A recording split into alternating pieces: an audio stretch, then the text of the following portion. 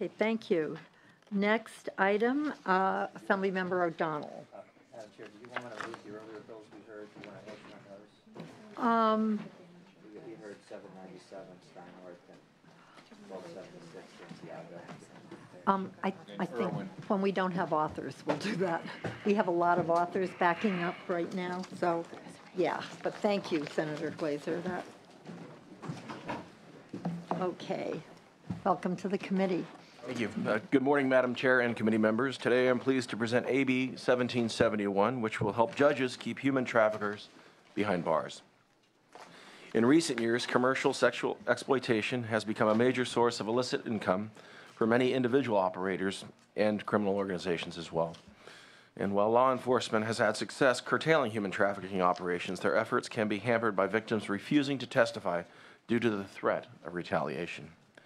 We have seen examples in Long Beach, where I come from, where criminals clearly in charge of these operations only serve a few months in jail due to victims' fear of testifying.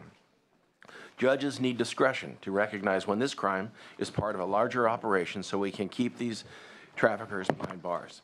AB 1771 does this by increasing the potential penalties for those supervising these operations from 6 months to 1 year and clarifying the activities that can be used as evidence when prosecuting this crime. So I want to stress this bill is about the perpetrator, not the victim. This is not going after anyone who's a victim of sexual exploitation. And here to testify with me today is Ilana Miller on behalf of the Long Beach City Prosecutor's Office. Good morning, Ilana Miller from the City Prosecutor's Office. There was a time when people who were sold for sex were labeled as prostitutes and punished accordingly. As a society, we have evolved from that perspective. We now recognize that this exchange, sex for money, is a moment in the larger commercial sex trade, and that the people we used to call prostitutes are not criminals, they are human trafficking victims. The criminals are their pimps and traffickers, the people who beat them, who manipulate them, who keep them from their families, who punish them for not making enough money on a particular night. These are the criminals. Due to the nature of the relationship between human traffickers and their victims, however, victims rarely cooperate with law enforcement in criminal investigations and prosecutions. They are either too terrified to testify or are under such intense psychological control that they simply can't do anything that would contravene the interest of their traffickers. Without a cooperative victim, human trafficking, pimping, and pandering is extremely difficult, if not impossible, to prove. But our justice system should not reward traffickers for terrorizing their victims to the point that they are too terrified and won't even acknowledge the abuse they endure. Without a victim, the misdemeanor crime of supervising a prostitute is often the only available charge against a trafficker, which currently carries a maximum custodial punishment of 6 months in jail.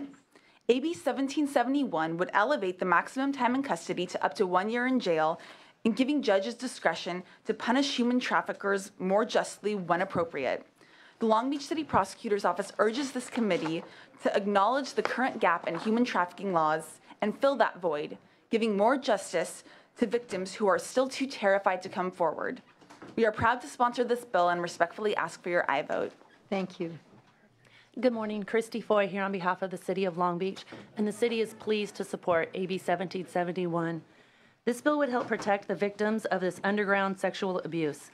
By holding offenders more accountable, the victims of sex trafficking would have a better opportunity to heal and to recover their lives. Long Beach is supportive of increasing the maximum penalty for this crime. For these reasons, the city strongly supports AB 1771. Thank you. Others in support. Sean Hoffman with the California District Attorneys Association in support.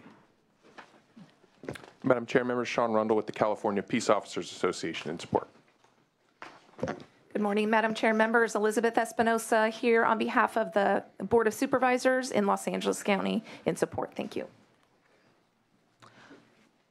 Are there speakers in opposition to the bill? Please come forward.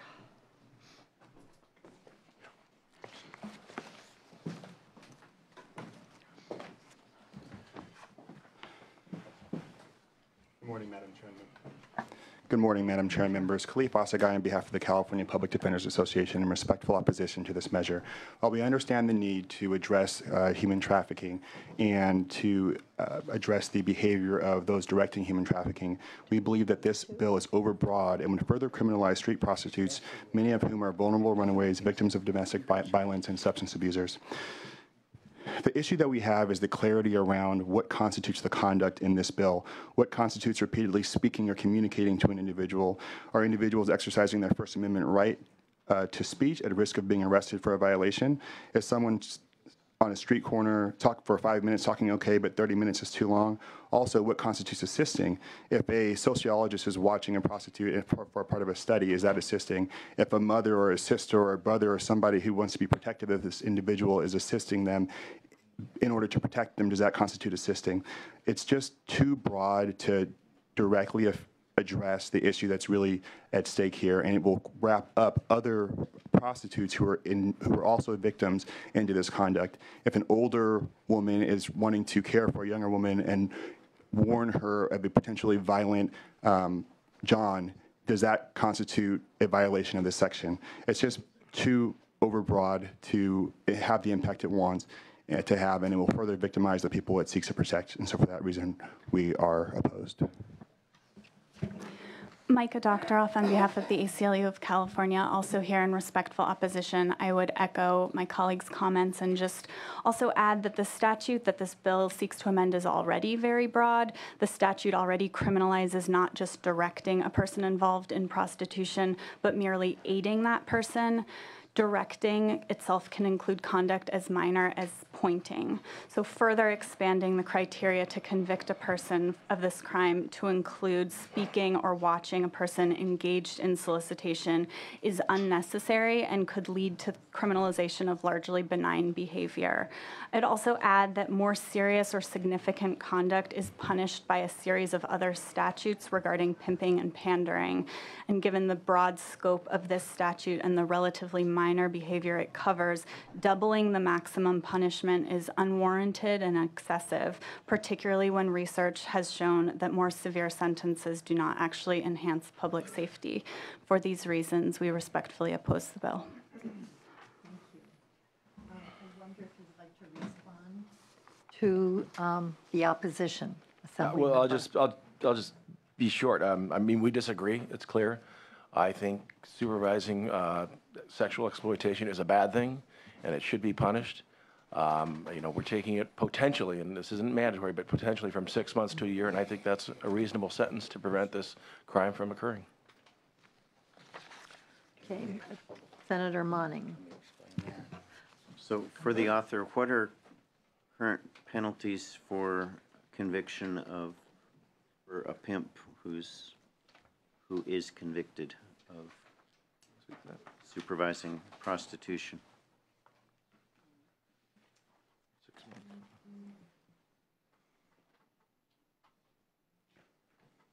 For pimping and pandering, it's a 346, and depending on whether if someone's a minor, then the maximum time is 8 years in prison, and that goes the same for human trafficking. And what are the elements of a crime of pimping or pandering? For pimping and pandering, there needs to actually be an act of prostitution. For pimping, the defendant has to earn some or all of his living on the acts of prostitution, so he has to be receiving money. Pandering is persuading someone to commit acts of prostitution. And then for the author, these seem like very specific elements of what you're also trying to get at, and I do share the concerns of the opposition of the vagueness of somebody standing in the area who appears to be observing the conduct of a prostitute. Doesn't that, how's a court going to uphold a conviction for somebody standing on the same block without more specific elements of a connection between the prostitute and observing? Well, I think we disagree on that one. I think we disagree that this bill goes after someone who's merely standing by one of these acts. It doesn't, the language of the bill talks about speaking, watching, or monitoring a person soliciting for prostitution. watching or monitoring? It just seems vague. I don't know how do you protect somebody who an officer may have a grievance against, and you're giving them a charging statute without more specific elements?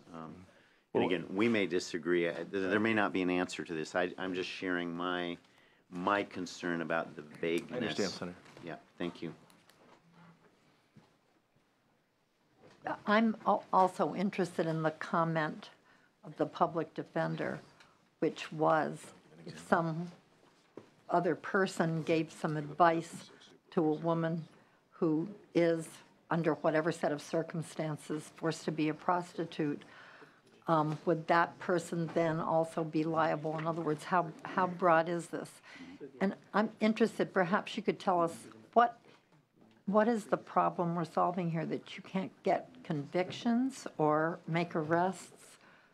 Or what? Or do you believe that the enhanced sentence would lead to, would have a deterrent effect in spite of what the research shows? Sure, and I'll respond to both of those. First, in terms of what the effect would be, this isn't a maximum or mandatory minimum. This is just elevating the maximum time in custody. So when there are situations where there's not a cooperative victim, she's too scared, but there's other evidence, not pimping, not pandering, that she's being trafficked, more time in custody is a more just sentence for the trafficker, and also more time for the victim to have separation from the trafficker. The longer he's in custody, the longer she's not under his control, and she's able to seek help, obtain social services, and it's very impactful for the victim. As far as whether or not someone can be punished for talking to someone who is a commercial sex victim, that is just not a realistic scenario. You know, there are service providers all the time. There are groups that go out and do assist these women, and they would never be the target of a criminal prosecution. My agency would never do that. I don't know of any prosecutorial agency that would seek a prosecution for someone who is pointing or talking to someone who is in violation of 647B or 65322. More commonly, the example is someone who is driving the victim to a motel. They are dropping her off on a street corner and circling to make sure that she doesn't go anywhere, monitoring her behavior. Maybe the trafficker is collecting money from her. So monitoring is more commonly seen in terms of circling the block or dropping them off. Okay. Thank you.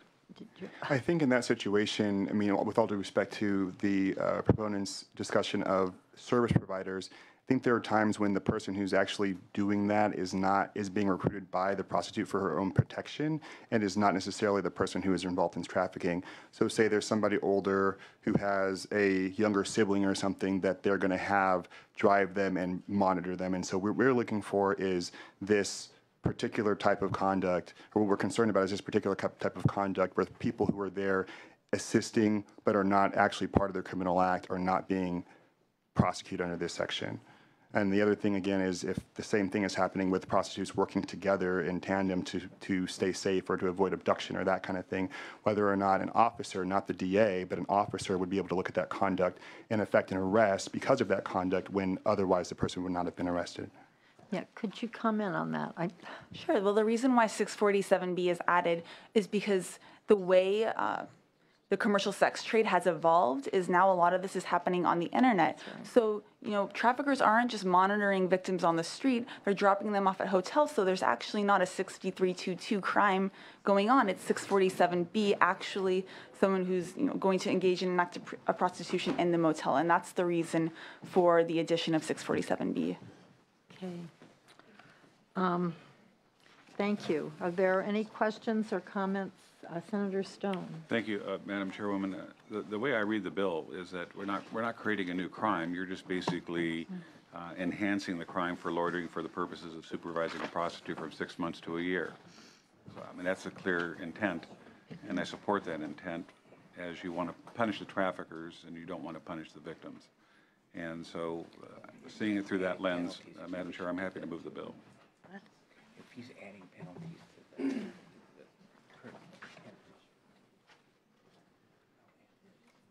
least the victims get some.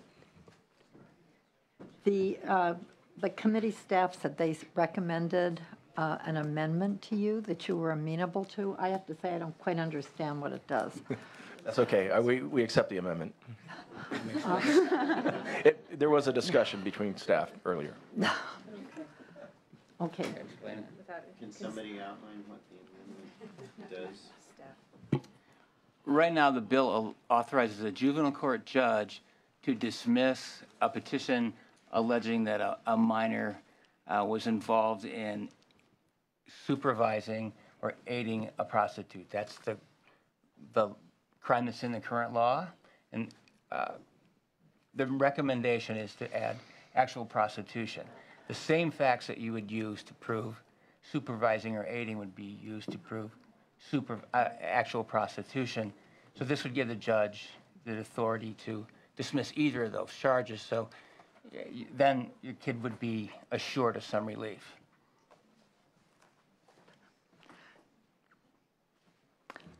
Well, with that explanation. Very clear.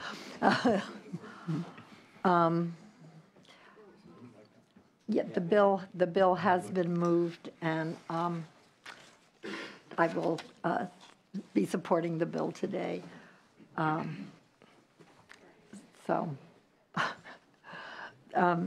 bill has been moved as amended, and I believe it is due pass to appropriations.